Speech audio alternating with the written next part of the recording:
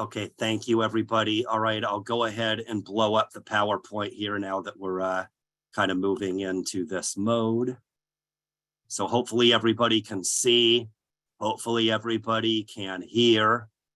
I assume everybody can. It sounds like you can hear Veronica, so I assume you can hear me too. So I'm going to go here to the agenda. I'm going to bring up a couple things, in addition to these bullets as well. So I'll start with, this is a little bit of a truncated version of an in-person training we've done maybe 5 or 6 times to date. We did a couple in the Valley in October, a couple in Northern California, early November, and then another one in Southern California, mid-November. We do plan on doing some more of these here in early 2023. Not yet posted, not yet finalized, but tentatively we plan to have a couple in the coastal north, you might say, in January. I think the 25th at Salinas and the 26th in San Jose.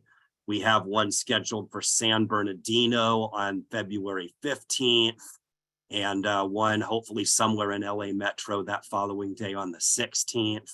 And then we're hoping to have a webinar to really focus on agencies in far Northern California on February 8th, because you're kind of from all over. I think that one needs to be online, not in person, but we do have more cooking for early 2023 is my point. The other thing I'll bring up, again, this is truncated a little bit. So you'll, sorry for the cliche, but you'll be, the proverbial drinking from a fire hose with this one to some extent. When people do that in person for 2.5 hours, people still feel that way. Hey, accelerate, that, abbreviation, and, hey, the effect probably magnifies some. But again, more to follow. The other thing I wanted to kind of bring up before diving in is a big part of the in-person, a little bit here. So I'd encourage you to put stuff in the chat. I don't know if there'll be time to talk out everything, but if you have great ideas, if you have concerns, if you have really good updates on how all this has been going the last few years, from my point of view, that's the part about this that's as much or more important to me, probably not as important to everybody else, but more to me, to get your feedback on what's going on. This started with, a lot of you giving me your feedback, with the long story short, number one being, hey, we owe it to testing EL Civics, payment points did great, but some of this CAEP stuff, maybe not as much. The other one is, hey, we need to look at, maybe tightening up some of this, whether it's data structure, whether it's outcomes and services definitions, but a lot of really good suggestions have come out of these trainings. So I encourage you to bring up whatever, comes to mind. We are looking at a lot of things, over time, but we're not really wanting to look at anything until we do, more of these trainings and kind of hear from everybody on what's working and what's not. So I'll sanity check myself.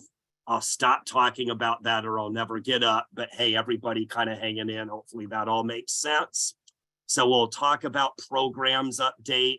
We want to kind of hit on some basics, hey, short answer number 3, I already gave 2. I guess they're not short when you're doing 3 different ones, but hey, a lot of people are saying we need basic level info. Some of this has been a little bit forgotten because of COVID and other things. So there is an element of hitting the reset button with some of these things related to CAEP. Some of you I know are not basic users. Some of you I know everything. You'll just have to bear with it a little bit, that there's a lot of basics in here. We'll review some training issues. If you're a basics person, that's when you're going to cry foul. Some of these are real basic issues, others not so much. But I do remember when we last did the Row Show, 2018, 2019, I remember it well, and I'm not sure anybody else does, but there was a session Neil and I did at the 2019 CASA Summer Institute where we had about 10 big new developments. Everybody's forgotten them by now. They don't seem like much now, but in, hey, June of 2019, they were kind of a big deal. So a few of those I'm going to rehash just, for a lot of reasons. People have kind of forgotten them. Then we'll revisit outcomes and services. That's what we talked a lot about when we did training 4 or 5 years ago. We're going to revisit, the basic definitions, the basic components of AB 104. We'll probably birdwalk a few times and point out some of these where we know we've received a lot of feedback. Obviously, we'll point that out to see if maybe you have the same opinion or whether maybe it's different for you than it is for some of the others that have brought up some suggestions to us. We'll go over timeline deliverables and resources. That section will look a lot like the WIOA 2 accountability. I know some of you already know and love. Gotta say now, the quarterly data submission, what you need to do as a CAEP agency, not 100%, but really close to the same as what WIOA 2 federally funded agencies do. Some love that, some don't. But hey, if you're a Yahoo like me, that's convenient because I can kind of bring in some of those WIOA 2 slides, and now they basically do apply and they do provide you with beneficial information. So we'll get into that some. That second to last bullet we'll touch on, but not nearly as much maybe as you want. I do want to take time to point out a small handful of the key reports in TE that are really important for CAEP reporting, but we won't have nearly enough time to get into gory detail, talk about what it all means, how they're all structured. That will have to be for another time, but I do at least want to identify basically where you can find CAEP reports in TE and some of the highlights on some of the big reasons why you might want to review them. The last bullet, I don't know if this is a disappointment, way more likely a sigh of relief, that we won't be touching with the 10-foot pole, but I've done this one a bunch. The original presentation, we set up there maybe, 6 or 8 months ago. You might remember, it seems like a long time ago, but in the not too distant past, everybody really was, pent up about goal setting. I think that was June 20th when you had to submit your goals. So we had everything related to goal setting for a while, some good info there. So it didn't seem, like necessary to delete it. We're leaving it in, but not covering. Okay, so sanity check there. That was way too long of an introduction, I admit. Any questions, everybody hanging in? Any comments about anything from anybody? I'm not seeing anything. So, okay, good. All right, thank you. A few old reliables helping me out. Thank you. So anyway, starting with the CAEP program structure, this is very much an oldie but goodie.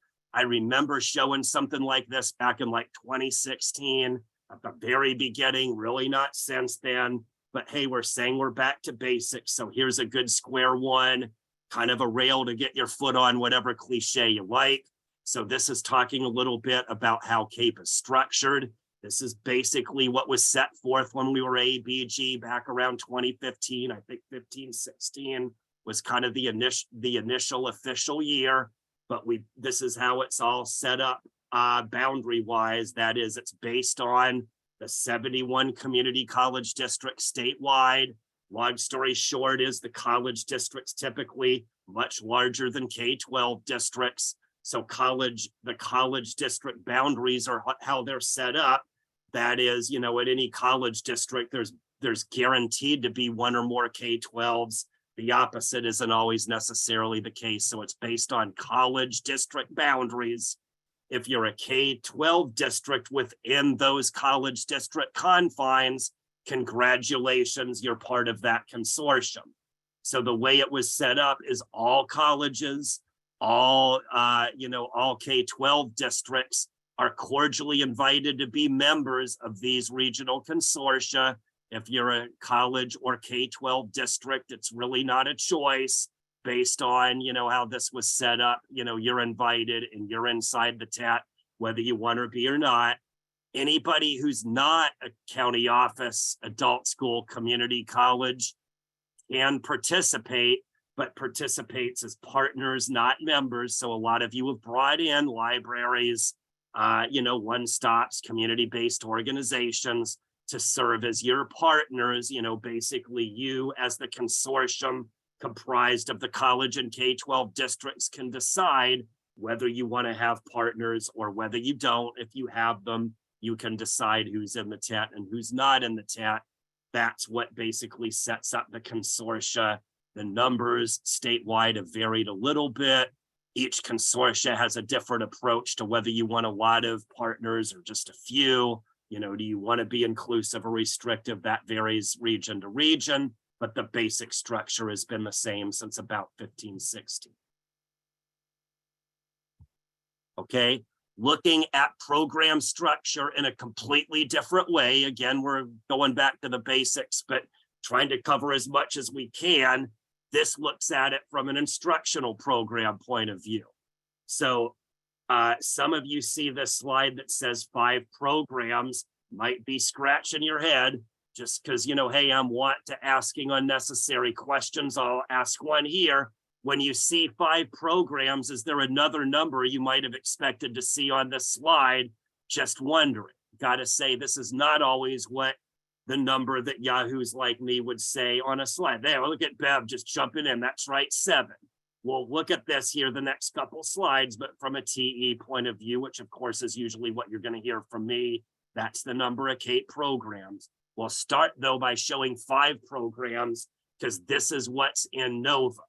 So I'll add as a sidebar that this is getting to be an increasingly common question from the ones that really think about this a lot. That is, hey, I thought we had all these programs, but when I look in NOVA, it only has 5. What gives? Did it change?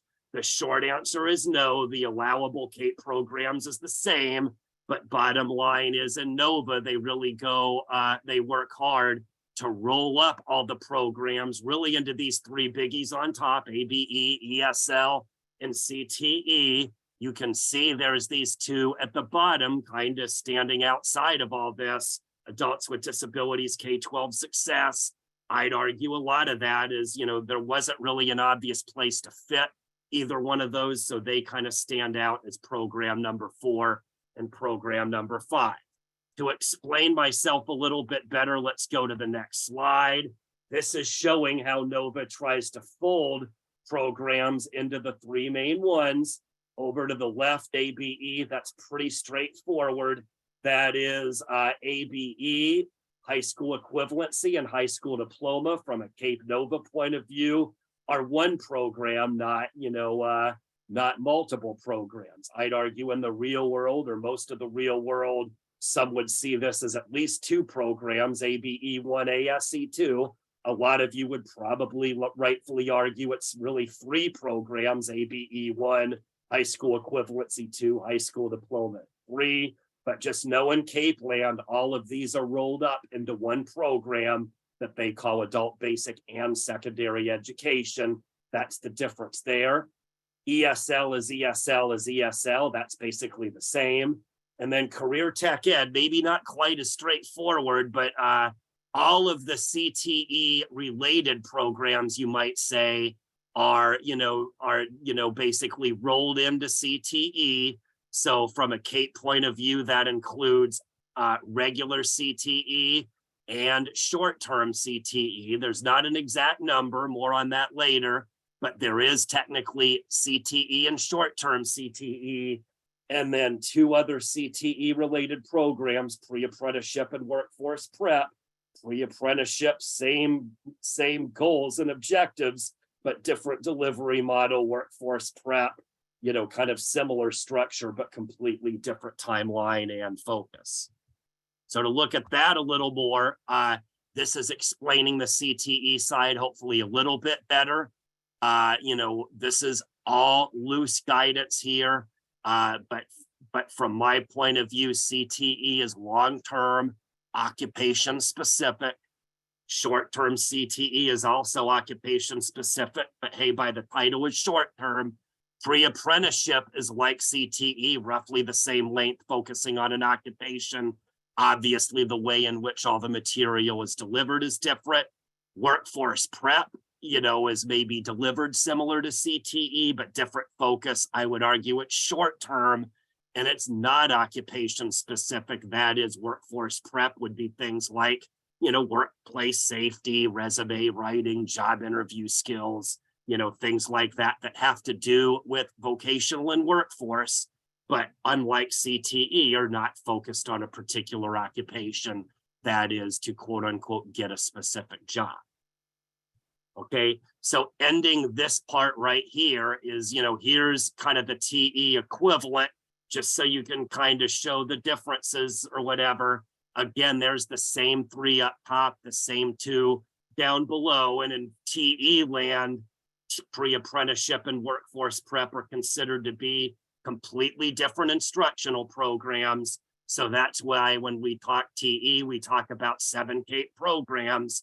But that slide at the beginning said 5 because it relates to NOVA.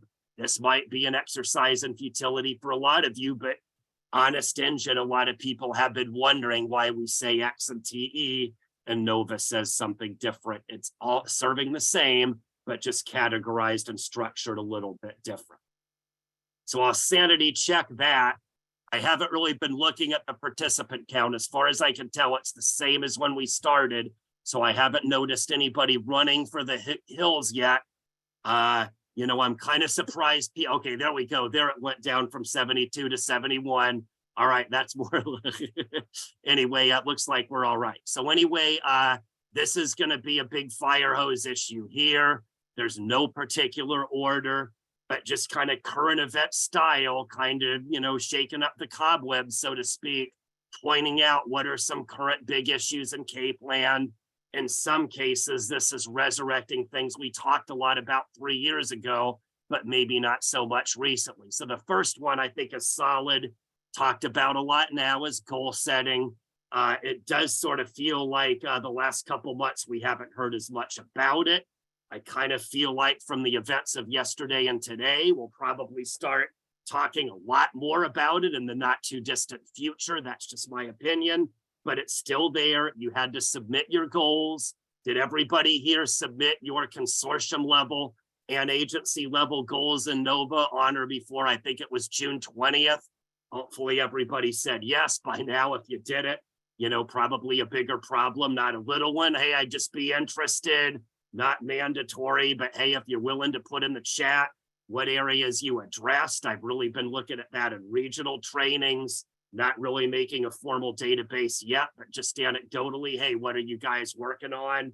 Hey, thank you, Erica. Perfect model. Doesn't have to be anything, fancy. Just generally, what are you doing? Hey, hopefully Holly and Veronica will send me the chat. It really does kind of help to get an overview of where your priorities are. But hey, lots of goal setting. I know I did a lot on this last spring and previous. I know many others did too. We'll probably be hitting this up again here a lot in the spring, kind of getting back at it. In CASAS land, we have a lot of stuff related to this we plan on doing as well. Another big one is that adult serve. That's what I call the 3 buckets. That one has gotten bigger and bigger. Hey, we didn't even realize, I think, how big this would get when we started talking this in 2019, but the 3 buckets simply are the 0 hours, the 1 to 11 hours, and the 12 or more hours. I think when I say it like that, that makes it familiar to everybody. That's been directly incorporated in the goals. More specifically, it's been incorporated into the goals that are mandatory for consortia and agencies. So kind of the ones you need to be familiar with, whether you like it or not. That's been a very top priority. I'll say, not necessarily in the framework of the 3 buckets, but definitely in the framework of looking at this sort of data and taking it very seriously has been a big deal at the federal level as well, with their point being student enrollment is a problem. COVID is a big reason why, but it just exacerbated an already existing problem that was there before COVID, in like the 18-19 year. It started then and just got worse after COVID. So at the feds, like CAEP, very concerned about enrollment, wanting to get more participants, that is the students. As you can see in Carla's chat, that's the ones with the 12 or more hours. So that's gotten even bigger, I think, than we predicted when we first announced it, quite frankly. Tracking hours by program for learners and multiple, that's not really a big deal now, but the issue of looking at hours by program, again, I'll just say the last 48 hours, I think it sure looks like that might get bigger in the future, not smaller, just my opinion. But anyway, we have the CAEP hours by program. Some of you might remember we had a couple drills there, in 2017, 18, 19, where you needed to report that in TE or sometimes other systems, get it in Nova, make sure that you reported that so they can start doing some data. I wouldn't be surprised to see that more. But anyway, the big question back in 1819 when we were doing this is, what if the student is in more than one program? The way we do it in TE is by default, we do it 50-50. So the example is, let's say you've got like an IET class that you're designating for both CTE and ESL. The default way TE will look at it is we'll put 50% of those hours in CTE and 50% of those hours in ESL. If you do nothing, that's exactly what we'll do. If you know that, hey, that's not really right, it really ought to be more like 25% CTE and 75% ESL, that's fine. But if so, then you just need to be more mindful to create separate classes for CTE and ESL, allocate those hours accordingly so we can make sure the CTE hours go to CTE and the ESL hours ESL. Another thing related to hours that I think was probably a bigger headliner at the time and still is now relates to services. That is, when students do short-term services, that those hours they do with services does not count as part of instructional hours. Another turn back the clock is in 1819. I don't know if anybody remembers, but in 1819, that was a really, really, really, really, really big stinking deal. Every training we did, we would get multiple questions on the issue. Half the state thought it should count. Half the state thought that was ludicrous. Got to say the half of the state that thought it was ludicrous won the argument. We did quite a bit of research on this issue, determined that, based on federal rules, services are a great thing to do, but they do not count as part of that learner's instructional hours. So based on that pretty clear cut, I got to say, federal policy, we went ahead and aligned CAEP to that. So services are great. We'll be talking about it. A lot of you have been bringing it up. I really do think this is an area that needs to be addressed and probably enhanced, just my opinion. But again, that time the student spends doing it is not part of their instructional hours. I'm going to skip that second to last, or we'll never get out alive. I'll address it here once we get into outcomes.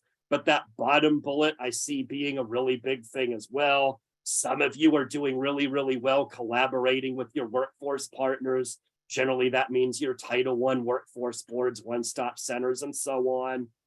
Lots of reasons why that seems like it's going to get bigger and bigger as well. A lot of things, seem to be pointing at CTE, which, probably does mean it's something that will affect CAEP land, perhaps a little bit more than we owe it to, given that, hey, CAEP is where CTE is housed. Yes, I did that at the beginning, but yeah, it was like at the very beginning. So, hey, I'll do it one more time. Okay, here it is coming. All right, so this is just a synopsis here. Okay, move on. Again, a little bit overview here. Here's our goals. Again, we're not gonna go through the deep list, but just as an overview, this is one of the bullets. So here are the goals, barriers and number of enrolled adults at the consortium level. There's a fiscal goal as well as the number of participants at the member agency level. And then there's a list of 10 that from which to choose at the member level. You need to pick one. I think the list is pretty much as expected. You can do pre-post performance or persistence. You can do high school diploma, employment, transition to college. All of the main metrics that we've been talking about, a lot are the ones, that you have on that list, in my opinion. Okay, fleshing out a little bit on the 3 buckets.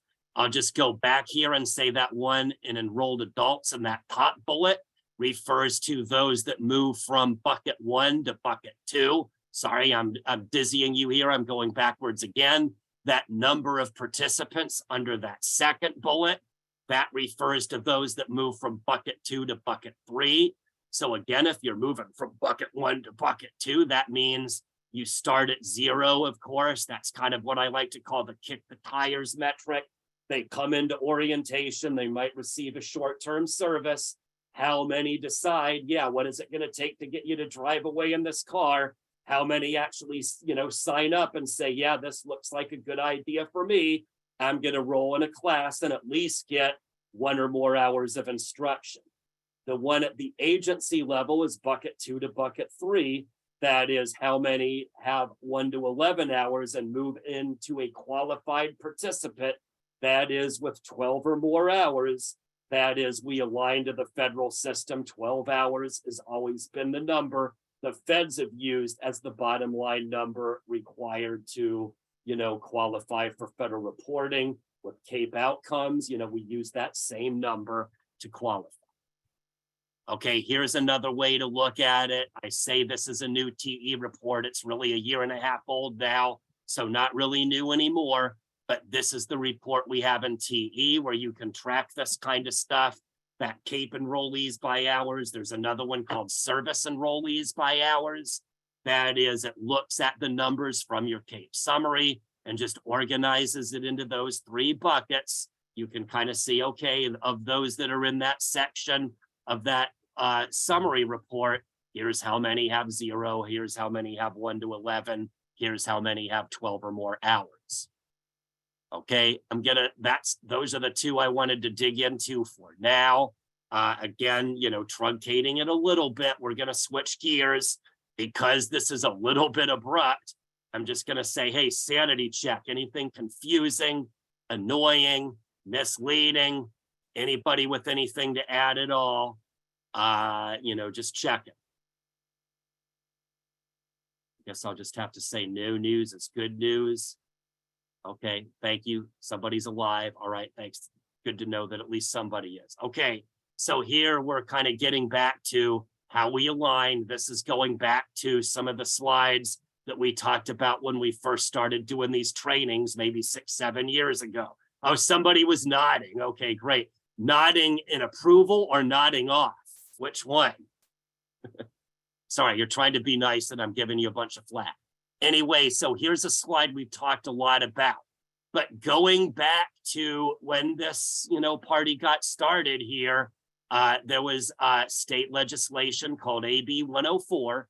Long story short is that legislation basically required that our adult ed program be aligned to the federal WIOA system, and moreover specified those outcomes, student level outcomes that adult education needed to track. This slide attempts to show how most of what the legislature stipulated was directly peeled off of our federal system. You can see similarities, similarities are similar, go figure, they tend to be that way.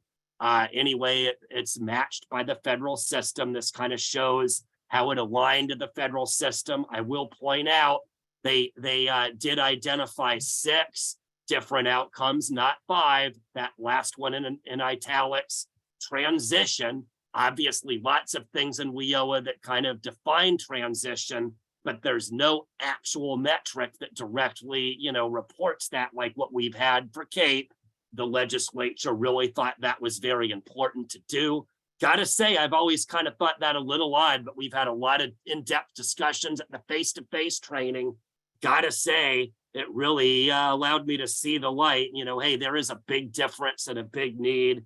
Maybe more on that later, but the more we kind of get into it, the more, I gotta say, really good move by the legislature to add that one to the list. Flipping this over and kind of showing, where this is all coming from, I like to also point out the left-hand side. That's the federal system. You might say, hey, the feds in their infinite wisdom have what they call performance indicators. They also have what they call measurable skill gains. That's what we mean by this nifty acronym of MSGs, measurable skill gains. Performance indicators, I like to explain by saying, hey, there's good news and bad news about performance indicators. The good news in my mind is almost everybody agrees the performance indicators are exceedingly wonderful outcomes. Get a job, increase wages, enter college, earn your diploma, graduate from college, get your occupational licensure. They're like what I like to call hang your hat, outcomes you can hang your hat on, easy to measure. You get your diploma, you transition to college, you get the job, you get the pay raise, real easy to measure. You can hang your hat on those performance indicators. The bad news about performance indicators is a lot of people would say, if that's all we use to measure student performance, most of our students would look bad. And as we now well know, nothing could be further from the case. We know they're doing well. We need to have ways that show exactly that. So you're hearing this from the CASAS guy. So of course I'll say, hey, we have pre and post testing. In my mind, that's the most obvious thing we have in place to get these measurable skill gains. That is a way where we can show our students are doing an outstanding job without relying on these performance indicators or hang your hat on related outcomes that take most students 2 or 3 years or longer to earn. So the big challenge in CAEP land when we started this was looking at how the feds align the system, how they have these measurable skill gains and apply them to our CAEP outcomes. In my opinion, for programs like ABE and ESL, hey, not a real difficult chore. We already have pre and post testing. That's already working great in the federal reporting system. So we just brought that forward to the state system. But for CTE, workforce prep, some of those other programs, it wasn't quite so straightforward. We spent a lot of time trying to align these federal outcomes to serve as, outcomes for our CAEP system. So moving along, here's a slide that I'll bet a lot of you have seen before. I bet a lot of you have seen it many times, but here are those 6 areas of AB 104. And you can see the 6 colored boxes to show, what all the outcomes, and which of those 6 AB 104 outcomes, they did. So goals, so you're just talking about student level, primary and secondary goals, Patricia? Okay. I mean, the short answer is, that's up to you. The goals we require, I think your question is because, now that's required after several years of it not being required.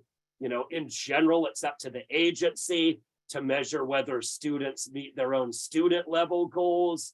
I'll just quote what we have in lots of good questions like this may be worth getting into over time, but I'll just quote what the data dictionary says, which you need to set forth new goals for the student at the beginning of each program year.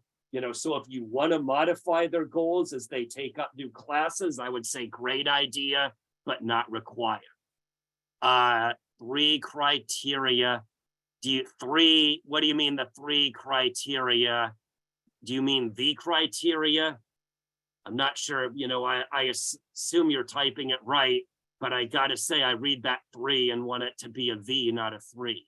Yeah, Jay, 3. So pre-post, Carnegie units, and I see what you mean. The short answer is yes. Okay. Because it's you asking it, I'll give a little bit of a detailed, obnoxious answer. Is the under the hood answer there is I know you're aware of that section of the CAEP summary called pre-post outcomes. That is the illustrious left-hand section of the report. Right. And so that's directly begged, borrowed, and stolen from NRS Table 4, which incorporates all 3 criteria. Okay, great. Thank you so much. So the short answer back to your question is yes. Great, thank you. Okay, so here's all the outcomes. We're not going to rattle them all off. I'm going to leave key considerations for your reading enjoyment. I'll just say this is kind of the part that we probably don't have time for. If we finish early, maybe I'll double back. But at these regional trainings, we really, I'm myopic here, of course, but I really feel like we've had some really, really outstanding, robust discussions in most regions about these different outcomes. So what we tried to do here is look at different outcomes, different components of our CAEP data structure, things that have been, you might say sticky wickets over the years. Some of these are listed because they've always been sticky wickets. A few maybe have come up as sticky wickets here during COVID, and so on, but these are all things that lots of people have been bringing up as questions that, areas of confusion, frustration, things that people would kind of like to see tweaked or clarified. So you can see, that hand touches pretty much all areas of CAEP reporting. So I will, however, hit up on a couple highlights just for, outcome defining purposes. Again, some of these are directly from this list. Again, we don't have time to go over every single outcome. We'd never make it alive, but I will cover some of the ones that have always garnered the most questions. I think number one is the one that you're seeing right now. That is what we call CTE literacy gains. Again, for programs like ABE and ESL, we have literacy gains. The obvious way we show that is through pre and post testing. For CTE, we don't really have any formal structure like that to report, quote unquote, literacy gains or measurable skill gains. So this is what we came up with. That is outcomes they're getting without necessarily finishing the program or getting that certification or licensure that now certifies them to be a certified, insert your favorite occupation in the blank, in California. So what we came up with is occupational skills gain, another called workforce prep milestone. Again, I'm just sticking with what we've been talking about the last 5 years. Occupational skills gain suggests partial completion of a longer term program. Workforce prep milestone, on the other hand, suggests full completion of something shorter term. For the example for occupational skills gain would be, hey, we've got a student in welding. We're just totally making it up. We'll just say, hey, it's a 5-semester, 5-module welding program. So they enroll in module 1, they do a great job. They pass a skills check or some kind of written test to show that they're ready to move on to module 2. So that's an example where you can report that student as having achieved occupational skills gain. That is, they've done what they need to do to show that they're making great progress and moving along in their assigned program. Workforce prep outcome is completion of something shorter term. So some of those, hey, you've got job search strategies or job interview skills, workforce safety, some of those shorter courses that you might offer. It's not going to really be anything that gets them the job, so to speak, but it might be kind of a prerequisite or something like that. So when they complete those shorter courses, that's what you could potentially label as a workforce prep milestone. Okay, taking this a little deeper, and again, I admit if you're new, hey, you're like, come on, give me a break. This is supposed to be basic. But again, trying to get a little bit of everything in here, but this was another big question, continues to be, is, hey, we've got those 2 CTE measurable skill gains, but then the further question is, okay, we understand the difference, but how do they distinguish themselves from what we call post-secondary outcomes that are already kind of there in place for these CTE workforce programs? So what we have here is the post-secondary outcomes for CAEP related to, workforce here in the upper left box. We've got those 2 that I just defined for literacy gain below.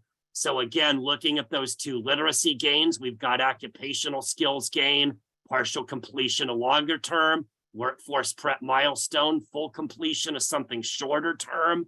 I like to say that outcome rises to the level of post-secondary when it's full completion of that longer term. So back to the original example, when that same welding student completes module 5 of 5 and gets that occupational license, then you could mark post-secondary occupational license. I guess I can't remember whether that's licensed or certificated, but in any case, once they finish that full program, it rises to the level of post-secondary.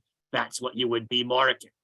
Might have, coulda, woulda, shoulda brought this up before that last slide, maybe. But another one that's kind of creeping up is a big question. This was not something I remember from the roadshow times, but something I have heard a lot more lately is, making sense of this post-secondary, list of outcomes. Post-secondary, to be clear, is the Fed's term for that level that's above secondary. Boy, that really helps. So secondary, just to be clear, is the level the Feds use to refer to high school diploma and high school equivalency. Once the student gets their diploma or equivalent, Then from the federal point of view, they're ready to move from secondary to post-secondary. For some students, that means go to college. For other students, that means workforce training. So I think where the confusion is there's a huge laundry list in post-secondary. Some of them relate to college and academics, others relate to workforce training. They're really not that much related to each other, but they all get included in the same category because for federal reporting, it's that level that's one above high school or secondary. So you can see here's the list of things we track. For workforce training on the top, those top 4 bullets. Here's a list of some things we have to track academic outcomes in the bottom list of bullets. So I'll just kind of say, hey, haven't heard much. Everything kind of making sense. It's a huge mouthful and then some. Not hearing much of anything from anybody. Gotta say, when we've got mouthfuls this large, I get a little nervous when I hear nothing. Hey, it can't possibly be that you've got a big enough stomach to just digest this whole and move on, do you? Any case, I'll keep moving. So here's transitions. I'll just point out, these are the 3 types of transitions we have. We'll bring it up as it's been. We've got 3 that we track in CAEP: transition to ASE, CTE, and college. I'll say the top one, there's not really a bubble or a checkbox. That's all under the hood. TE kind of has all that data. We do report that for state level reporting, to the legislature to show how many make that transition. The 2 that you're self-reporting in TE are those bottom 2 rows. We've got these 3 over to the right for transition to CTE, and we've got these 2 over to the right for college. I'll just say, I think there's a couple that I had to peel out of here to keep it within the timeline. So this one is kind of the first one that has these little bullets over to the right specifying on the TE update record what to mark. So I want to stop here and, hey, here's a chance to get some feedback. Do people know what I'm talking about? Again, I'm pretending like you've seen all this a million times and know it, but that's not true of everybody. But as a segue to explain it a little bit, does everybody understand what those bullets are to the right? That is, okay, you see, okay, some old reliables. So I'll pounce on what Lydia said. So just again, most of you, I think, recognize this. One point of clarity is these bullets in the right column are showing you exactly which bubbles or check boxes on the TE update record you can mark in order to transition to college or transition to CTE. Again, we align 2 to college and 3 to CTE, just because that just in our infinite wisdom, that seemed right back in 2016. To Lydia's point, I'm reporting all of these the way we've always done it. But hey, what Lydia brought up is something I've heard in a couple of the regional trainings. Hey, that's a wish list item. Gotta say, my list of wish list items is very large, not small, but a lot of you have been bringing up little things that you'd like to see. For now, we're not making any changes to this at all. We're doing all these trainings. Again, another round here in early 2023, kind of fact finding, figuring out what's working and what's not. But I will at least say, hey, that point Lydia made is what I've heard from others. It's certainly on the list. Many others I've heard across the state on all these things. So nothing is changing right now, but we are at least looking at some of these practices as, things that we at least need to start considering, whatever. But hey, if you've got other things like that, put in the chat. I strongly encourage you, even if it seems crazy, put it in there. Crazy's good, really. We want to consider everything. Hey, it's crazy. We may not do it, but it still kind of helps to see what people are thinking. So anyway, it has to do with bubble boy sort of stuff to promote transition or present it better. Yeah, gotcha. To present this a little better, when we taught transition, 4 or 5 years ago, this graphic seemed to work a lot better than the bullets did. So the official way to look at transition outcomes, the starting point is one of these 2 blue boxes to the left.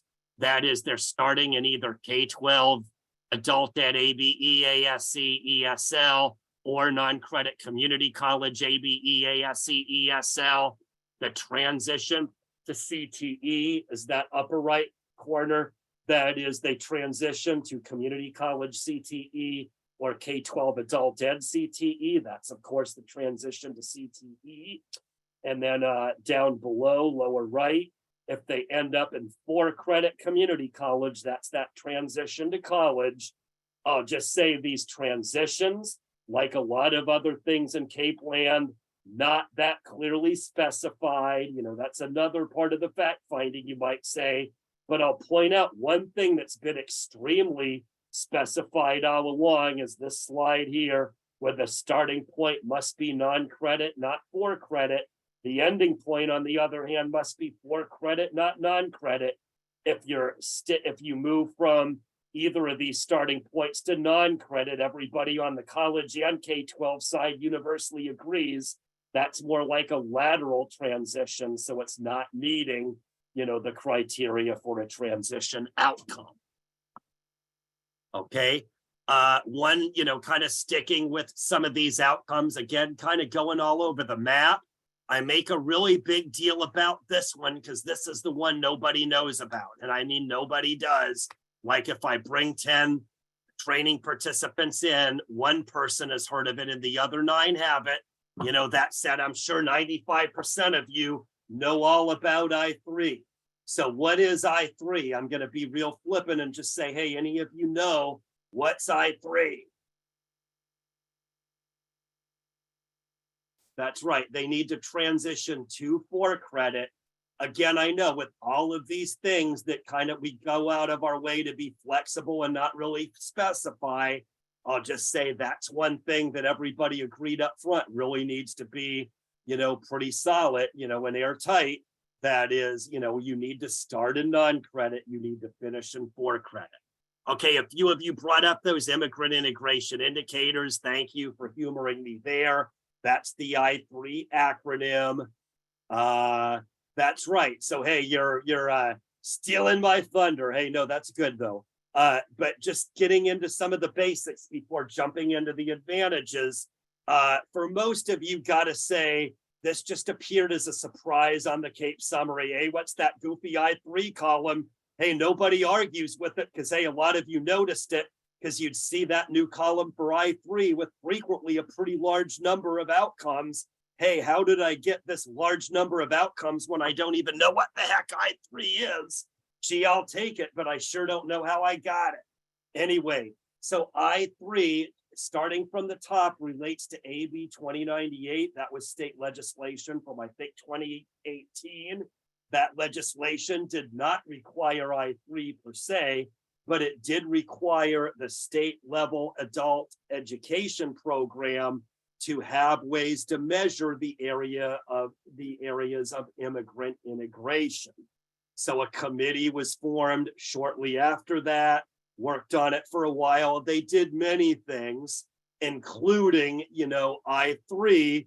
You know, I'll just give you my casus myopia side of this, which our argument was always, hey, we've been doing immigrant integration in California for 20 years or longer, only we never called it immigrant integration. We called it EL Civics, because we strongly feel like a lot of the things we're doing in EL Civics are the exact same priorities that immigrant advocates, you know, have been bringing up. So we did work with allies and others.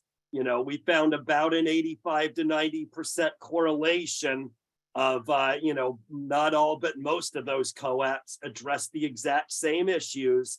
So now when you do EL Civics COAPs, they show up, you know, they show up as I3 outcomes on that CAEP report. So I see that question. I didn't really see who brought it up. Sorry, I'm going to look at that. Okay, I see Karen. All right, I'll bring up something with Karen, but let me go back to Lydia's, you know, glass half full comment first. That is, here's what I like to bring up is a big what's in it for you. Hey, it's for any program. So a lot of you have been saying, hey, COAPs are not just for ESL, they could apply to CTE or ABE, ASE. Here's your golden opportunity. I'll admit that when people say that, at least 9 times out of 10, what you really mean is you wish you could earn payment points for ABEASE students for COAPs like you do for ESL. To be clear, this definitely earns you 0 payment points. It's not part of WIOA 2, but if you genuinely really would like to bring in COAPs to, not 240, no, 0 payment points, 0. 243, 231 means nothing for CAEP, so 0. Did I bring that answer up enough? Anyway, but hey, if you're really interested in, benefiting ABEASE or CTE or whatever, this is your golden opportunity. What CAEP Land has gone out of its way to say is immigrants are in all programs, not just ESL. Therefore, it's very important to make sure I-3 applies to all CAEP programs, not just ESL. So long story short is you go to our website to select COAPs for this purpose, just like you would for ESL, EL Civics. So the selection process, you might say, is the same. The approval process is different. We put a lot of extra little steps in there that relate to EL Civics guidelines. We've kind of untethered all that for CAEP purposes, so you don't need to worry about EL Civics focus area and all that sort of stuff like, and love for EL Civics. And then you bring it in, you can do the same COAPs for ABEASE, just like you do ESL. When you do it for any program, including your ESL, EL Civics, that will show up as an I-3 outcome. Okay, I'm going to go back to, I see your question, Lydia, but I skipped Karen, so I'm going to go back to Karen before I double back to you. So that is another example. I'll just say, hey, I'm going to take, your comment like Lydia's. It has come up and a couple of those in person. We have not made any decisions on this, but a very specific idea I heard that I like. I'll go on record as saying I like it, but it hasn't really been decided yet or anything like that. But the idea was maybe to add immigrant as something in the personal status field, similar to like what we've done with refugee recently. We probably would add immigrant and maybe fold things like refugee. I would kind of say all hey, a lot of you know this better than me, but I'll just say my layman's point of view is all refugees are immigrants, but not all immigrants are refugees. So there's like an inside out, outside in, a little bit of a difference. Not sure how we want to reconcile that. But anyway, add immigrant to personal status, add something to the DIR. It might be more appropriate for another report, not sure, where you can track the number of students with I-3 outcomes that weren't marked as immigrants. I can't see for the life of me making this mandatory. I got to say, if you're getting into what's an immigrant and relying on self-report, that seems to me to have a 0% chance of being accurate, no matter how much Yahoos like me huff and puff. I don't see any formula where that would achieve anything other than 125% failure. So for that reason, I would say it would need to be very much non-punitive, but it would be something we could encourage people to do. So you would have data there, and hey, it would be something kind of like our self-report policy, where we've always said, yeah, self-report isn't perfect, but it's a heck of a lot better than doing nothing. So that's why we've allowed self-reported get a job and wages and things like that. Is it reliable and is it perfect? Not at all, but I still feel like it's a lot better than doing nothing. So same thing here, where, hey, we know those numbers might be a little off, at least now, but we can now with that say, hey, we did show that this percentage are actually immigrants, whatever, to address the concerns like you're talking about, Karen. If you're not WIOA 2 funded, no, you're not required to do I-3. It's something that's optional. Oh, okay, thank you, Lydia. Sorry about that. Thank you. I thought that was maybe another suggestion. Okay, thanks, that helps. So anyway, if you're not in WIOA 2, you're not required to do I-3, but it now is available and now is something that will count as an official CAEP outcome. And again, just to, great questions, great points of view here, but I'll just tie this up again. We came out with our I-3 reports and that new column on the CAEP summary, I believe in June 2020. Go figure, lots of you had bigger fish to fry in June 2020 than the new I3 column on the report. So for those kind of obvious reasons, I think way more people missed this memo than had it. So we're trying to catch up and at least make sure that everybody's familiar with this. So one last thing that I got privately here that's a good point is I think a lot of you are kind of happy to have a little more freedom for these other programs, but some of you have definitely addressed the concern of, hey, we're doing COAPs. We've really been focused exclusively on ESL. For some of you, that means it's all about ESL instruction, ESL levels. So that makes some of you understandably nervous. So we have it, it's not quite ready for prime time yet, but we are working on some materials here at CASAS that relate these COAPs to ABE levels, similar to what we've done forever for ESL levels. So I know for some of you, a legitimate barrier is you want to have that alignment so you get the warm and cozy about this. So we do plan on issuing that out here, in January or so. So if you're kind of worried about it or want to have that, ability to align, you will be able to use our new materials to do that. Okay, so moving on here. Thanks for the good discussion on I3, but I really need to move along here. I've got a half hour. I better get trucking. So this is the infamous bubble boy slide. Again, we've got those 6 colors that correspond to the 6 areas of AB 104. This was a big training tool back in the day, but just so you understand it, you can see got a job in the upper left is marked in blue. Surprise, surprise, you can see all the ones marked in blue are the ones that are CAEP outcomes in the area of employment. So this is just showing how we aligned the federal system to, meet the different areas of CAEP. I will admit, I think most of these are pretty good. I will admit some of them aren't. For now, we're leaving it exactly as the way we've had it since 2016. But some of you have understandably pointed out some areas where we might realign. Again, we're not making any of those changes now, but I'll admit some of these really make sense. Some of these you just have to take our word for it. They don't seem to make that much sense, but they are what they are. Next slide is a screenshot from TE. Same exact information as the previous slide, but showing you TE software rather than the CASAS update record. We're using the same 6 categories, but using letter codes instead of color codes for this. Again, just marking directly in the TE software which specific check boxes you can mark to correspond to those different areas of CAEP reporting. Okay, so why is it there a P on the occupational certifications? So which ones are you meaning, like skills progression sort of stuff?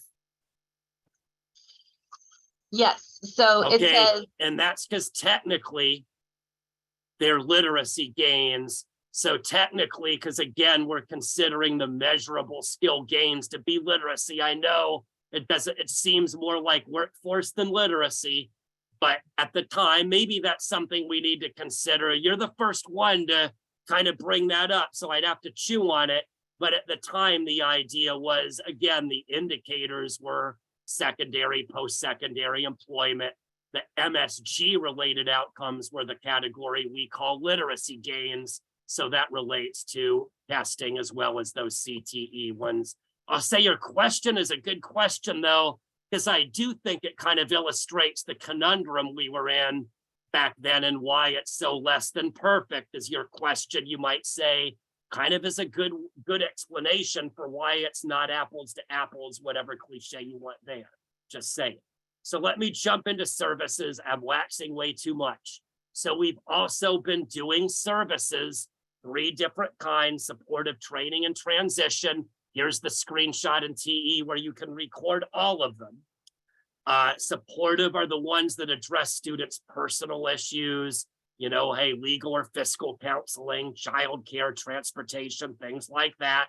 That is helping the student with their personal needs so they're whole and able to maximize their performance in their adult education instruction. Training services, on the other hand, are more specific to, requirements for getting a job or requirements for getting into employment training, things that you might, hey, you're looking to get, maybe you're getting referrals from Title I, people that need to brush up on their math or reading skills, maybe you're doing, some direct job development, whatever, but that might be training. Transition, is more directly related to transition to college or transition to employment. I would say transition really a lot like training services, but just a little bit more specific in nature than training, in my opinion. But again, they're like, an example would be like field trip to the college or whatever. That is opportunities for students to receive necessary, training and enlightenment to facilitate that transition to a job or transition to college. Here's where I'm going to have to give it short shrift. But in the regional trainings, we had quite a bit of good discussion on services, just like we did with outcomes. So what we've done here is kind of cherry pick some specific supportive services, some specific training services, as well as transition services, and provided some suggestions on areas that, probably are more common to adult ed than what we have in the official definition. Again, right now, you can kind of set it up the way you want, but these are just giving you some suggestions on, hey, if you're doing these kind of services at your college or school, here's, maybe the service that might be a good correlation. Here's what at least we're suggesting you might want to consider marking as that service you're actually providing. I'll just go out of my way to say, again, there's still suggestions. What I'll say is this is true with the outcomes as well, but it really seems to come into play a lot more with these services. Here's where I like to bring in the CAEP Data Police jokes. Some of you, I'm sure, remember that fondly. Hey, somebody would ask something like, hey, if I'm marking, this service for personal development training, it really doesn't have much to do with soft skills, but we really think it addresses perfect personal development. Great. We'd always give you that. The CAEP Data Police are going to get you for that.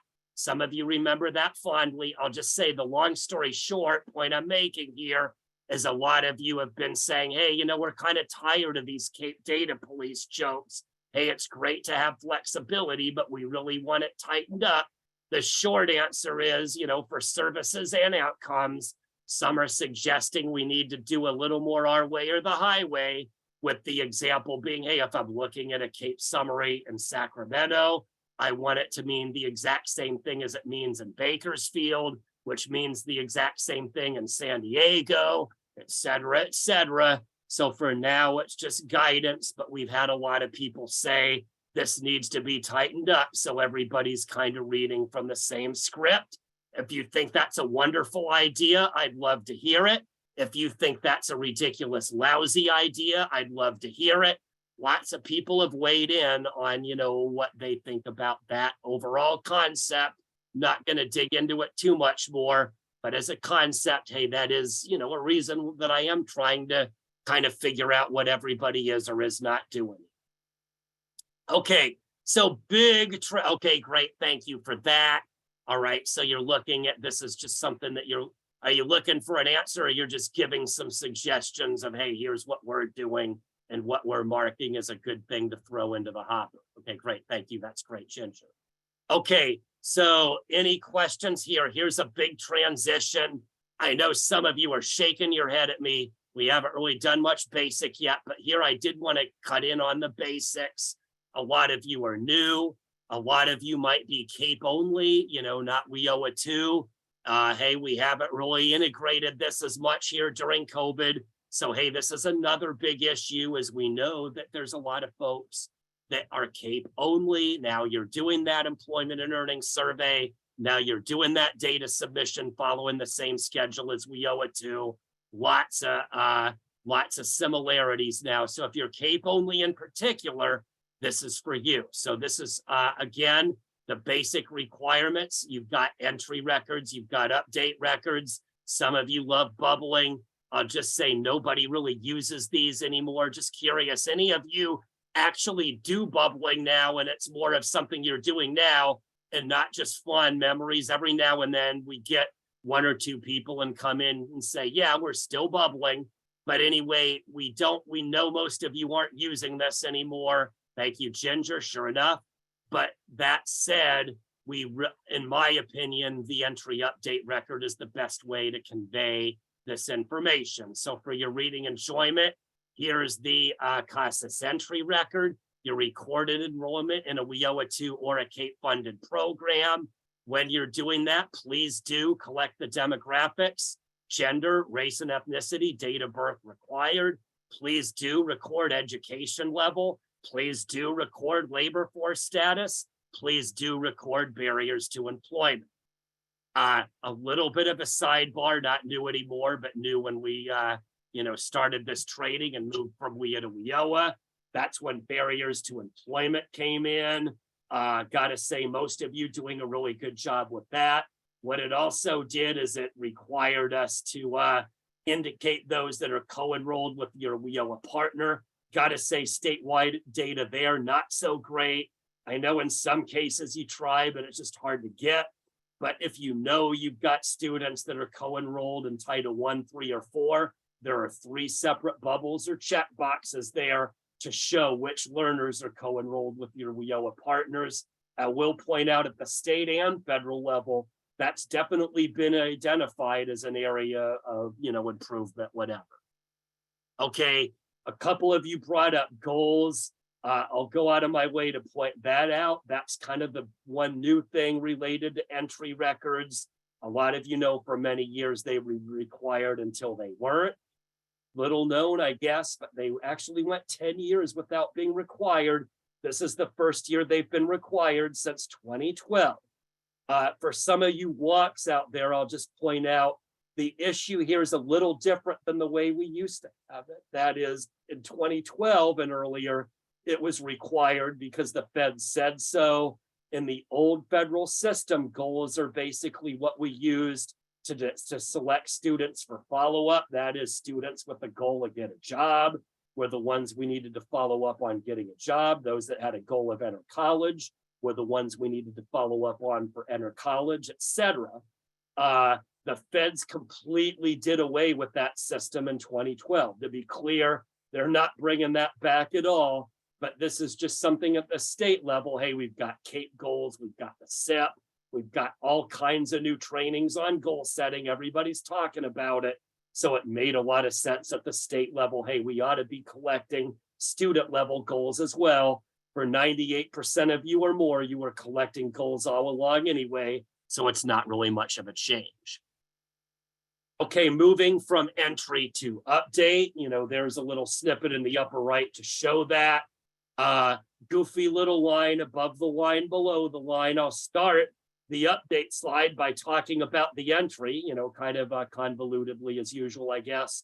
But what I didn't say in the entry is forever, meaning pretty much every year since 1999, we've been very explicit about when you need to do the entry record.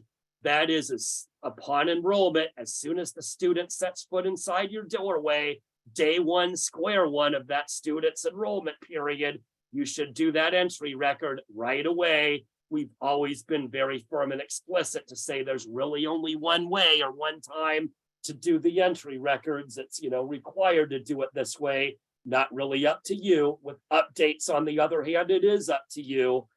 We say complete updates after a substantial block of instruction. Maybe that's semester, trimester, monthly, quarterly, whatever makes the most sense for your agency and your schedule structure, whatever. When we started WIOA, we kind of qualified that flexibility with the part below the line. That is that one field related to attendance. You need to do that at least once a month. The rest of the update remains flexible, but that part of the update that relates to attendance is not. I'll just say back to the bubble form. Similarly, not many of you really bubble in and scan attendance hours using the update record anymore, but I still call it an update record issue because that's where it is. And it is from a federal reporting point of view, data you provided update, not enrollment, definitely not follow-up. So anyway, it's an update issue for that reason, at least once a month. Anybody willing to give me the one word or one acronym answer for all this convoluted craziness below the line?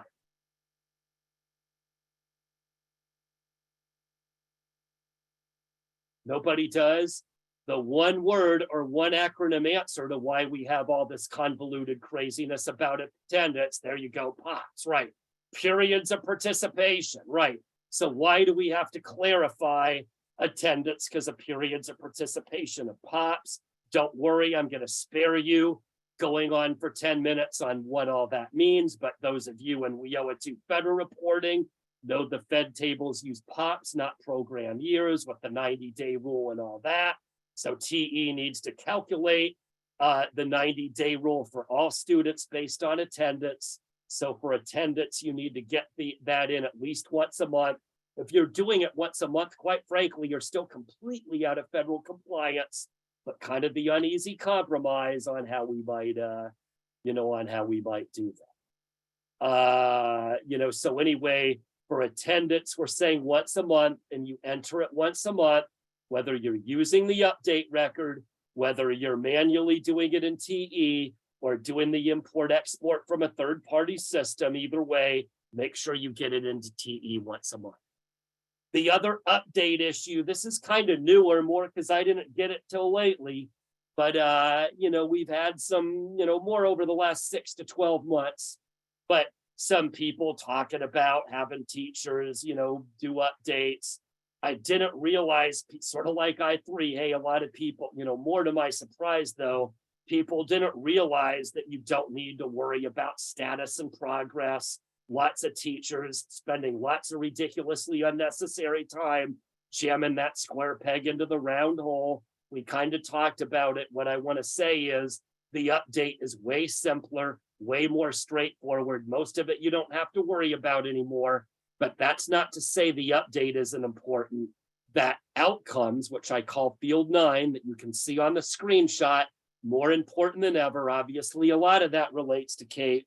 In Title II federal reporting land, though, more and more of these outcomes are starting to be relevant for that too. So across the board, I got to say, marking these outcomes for every student, making sure you mark all that apply has never been more important than it is right now.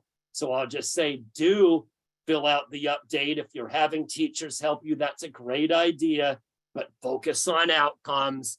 Don't worry about things like status and progress. I'll just say, for whatever reason, I felt like I needed to bring that attendance information one more time, the exact same thing on the previous slide. Not sure why I insisted on putting that there. Anyway, moving on, some basic level resources. Starting with the CAEP dictionary, data dictionary, a little bit of a mixed audience here. So I'll bring up, hey, is everybody familiar with the CASAS California Accountability page?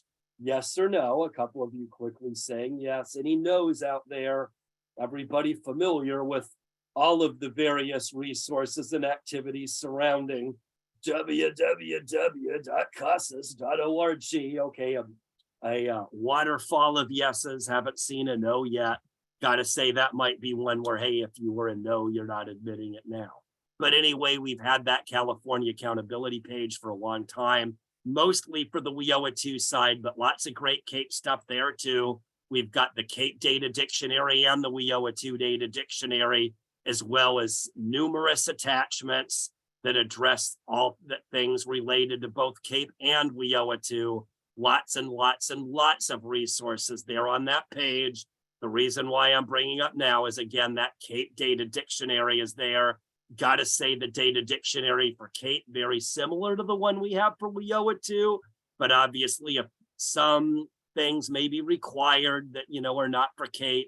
Also, the CAEP data dictionary goes out of its way to align some of those outcomes on the update record with those areas we have as CAEP outcomes, just to provide a more explicit crosswalk to what we're talking about in that data dictionary and what it might mean boots on the ground when you're recording outcomes for students. Hopefully that makes sense. Okay, then more resources, the quarterly data submission wizard. Again, we've got the quarterly data submission for CAEP is now exactly the same as what it is for WIOA 2. Everybody's using the wizard, you know, from what I know, it's working great, but you're using that TE quarterly data submission to take care of your CAEP data, your CAEP DIR, your WIOA 2 data, and your WIOA 2 DIR all in one fell swoop. I think it's making it easier. I'll just say that's how we're doing it. That's how we've done it the last couple years. If you need TE help, here on the slide is the link to the page on our website that has that document. You can just follow the steps on the document to complete the TE wizard. Similarly, we have the employment and earnings survey. Hey, everybody might give more mixed feedback to this one perhaps. But again, the requirement for WIOA 2 and CAEP is basically in alignment now. CAEP agencies and WIOA 2 agencies using this same wizard.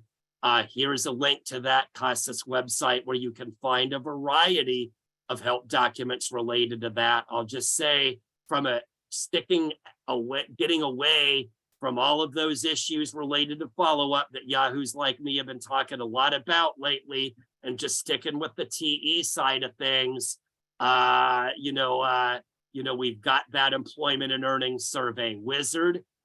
Here's a link to that. I'd say a few years ago, the TE side of it was kind of a big statewide problem. Now it's much less of one. I always credit my colleague Nicole here with a simple answer was just create 4 different documents for each of the 4 quarters. So nobody has to align what the reporting quarter is to the follow-up quarter. That's just like totally confusing for just about everybody. So just making it 4 separate documents really did seem to solve the problem, guys. So more basics, here's the data submission calendar. Again, CAEP and WIOA 2 in 100% alignment now. The same due dates for the quarterly data. The one slight CAEP difference, this was a year ago, so not new, but for a couple years, WIOA 2 was doing July 15th. CAEP was sticking to August 1.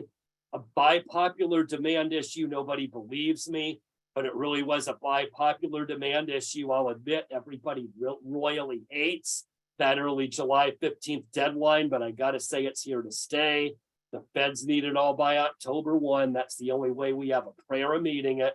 What people are saying though is, hey, we hate July 15th, but the only thing we hate worse than that is having 2 different due dates. So, hey, we'd rather just take our poison pill and submit everything July 15th. Yeah, that's bad, but it's a heck of a lot better than having 2 different due dates, 2 different fire drills, whatever. So now it's all in complete alignment. Okay, these are not upcoming. This is all nonsense. Here's where Jay forgot to update the PowerPoint slide, but I'll just say these were all mission accomplished. Sorry about this. I didn't get far enough in my PowerPoint, but I'll just say now, January 25, 26 in the South Bay, Salinas and San Jose, February 15th, San Bernardino for inland counties, the 16th, site to be determined for LA Metro, February 8th webinar that will focus on agencies in the far north. Moving on to the last section, as usual, I'm running out of time, but I'll spend these last few minutes to at least go over here some of these TE reports. So starting with the CAEP summary, in my mind of minds, this is definitely the most fundamental of all the CAEP reports we have in TE. It summarizes all of our outcomes and all of our services on one report. I've always found it easiest to present this report in the form of these 3 sections. That is, the pre-post outcomes to the left, all the other outcomes in the middle, and then our short-term services to the right.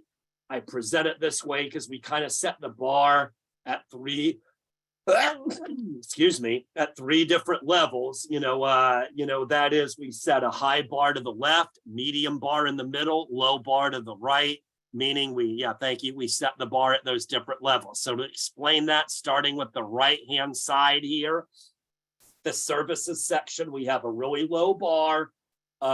what has been brought up with, or what, that means is, hey, all you really need is a student ID and a recorded service. The services section does not require hours. It does not require demographics. It doesn't even require program enrollment. Just about anybody with the correct ID can fit in there. Middle section is outcomes. The outcomes section uses most of those, requirements and love from federal reporting. So CAEP Outcomes requires gender, race, and ethnicity, requires 12 or more hours, requires program enrollment, and so on. All of those things are required. The middle bar, I say high bar to the left. That literacy gains section, obviously real similar to CAEP Outcomes. It too requires the 12 hours and the different demographics, just like that middle section does. The difference, though, is that literacy gains, as I brought in, hey, Carla, just right on cue, I was going to reference your question from earlier. That is, that literacy gains, we beg, borrow, and steal directly from the NRS tables. So the difference is the NRS tables, of course, require the demographics. They, of course, require 12 or more hours. They also have that requirement for that qualifying pretest. That is, it requires testing. Literacy gains, of course, is the component of the CAEP report that addresses pre and post testing. So, hey, we think it's exceedingly reasonable to require it for that. The middle section are basically all the outcomes outside of pre-post testing. So we go out of our way to require the demographics and hours, but not require anything related to pre and post testing. That's the difference. N and M basically, N is duplicated, M is unduplicated, so to speak. The enrollees, it's basically just showing all the, so you could have, the number of students that have services in N, where, you kind of go through that unduplication in M. So like if they have supportive and training, that will be, unduplicated there in M. The any service received allows you also to kind of reconcile, how many of those that qualify for the section actually receive services. I'll just say that's an issue that has been brought up in a couple regional trainings, how you end up getting a lot of clutter in that services section. That happened because of popular demand. That is the need to not really require anything there, but that is another good discussion point on whether we need to modify that services section. Real quick, we've got the CAEP DIR. That lists all the different areas for reporting. I think people have a pretty good handle on this. The confusion is at the higher level where we've got 3 different ones for different areas of reporting. But if you just look to each individual DIR, a myriad of issues important to reporting with an item count and percentage to each. This is that newer enrollees by hours. This addresses what I like to call the 3 buckets. Again, in your goal setting, you have to look at the 0, 1 to 11, and 12 or more hours buckets. This shows you the number in each. This is showing you those in the services section. Here's service enrollees that basically looks at it inside out by services. Here is that I3 column for those of you that missed the memo a couple years ago. Here's a little bit on the I3 reports. That was the benefit to I3. I missed when we talked I3. I'll be real quick and just say, hey, one big edge is it allows you to bring in ABE or CTE or whatever. Another big edge is, in my opinion, the I3 reports in TE are actually a lot better than anything we have for EL Civics. For EL Civics, all we have is just straight bean counting. I3 makes an effort to get into the content of each COAP and look at student, class, and agency level information by COAP and by immigrant integration area. Here's an example you can see where it lists out the content of each COAP, which immigrant integration area it addresses, and then pass rates for all of them. Consortium manager reports. A lot of you have this. If you are a consortium director and you don't, You can contact us, get a consortium level access that allows you to look at higher level consortium information. Good news is you can look at all your agencies in your court consortium together. Bad news is we go out of our way to not allow you to drill down, but lots of great information related to demographics, CAEP summary, etc. Here's a lot of screenshots showing you some of the wonderful things done there. And I have 2 minutes left. I'm feeling like I'm getting that little, light there. Hey, I'm up on stage and they're showing me the light. Time for the next comment to do their gig, I guess, because I'm seeing that bright light shining in my face. So it's 1:29. We have 1 minute left. I'll also kind of stop sharing. Any questions that I'm forgetting, glossing over? Anybody want to call me on any of my stupid answers? Anything at all like that? Going once. Everybody's suspiciously staying off camera. I'll just say, hey, this gives you all the info you need, but I will strongly encourage all of you to sign up for those regional trainings, because gotta say then their discussions is really what's been moving the meter and been guiding me on where we really need to go from here, just saying. So a few people popped up on camera. Not sure if that's because you have a question or you're just feeling like being friendly. Okay, sure looks more like friendliness to me. So I'll say, hey, Veronica, you are the first one, of course, to pop up on camera, most likely because you have a couple parting shots. Yes, that is correct. Thank you, Jay, and thank you everyone for attending this webinar this afternoon. As we mentioned, the recording will be made available to you once it has been remediated. We have included the PowerPoint in the chat, so be sure to grab that. Also, be sure to complete the evaluation to let Jay know what you thought about today's webinar and what additional training topics you would like to see in the near future. Also, registration is open for the 2 sessions he mentioned, July 25th and 26th, I believe, down in the Bay Area. So use the registration links that are included here to register for those 2. Other than that, that is all that we have. Again, thank you all very much for participating, and we'll see you next time. Thank you. Bye, everyone.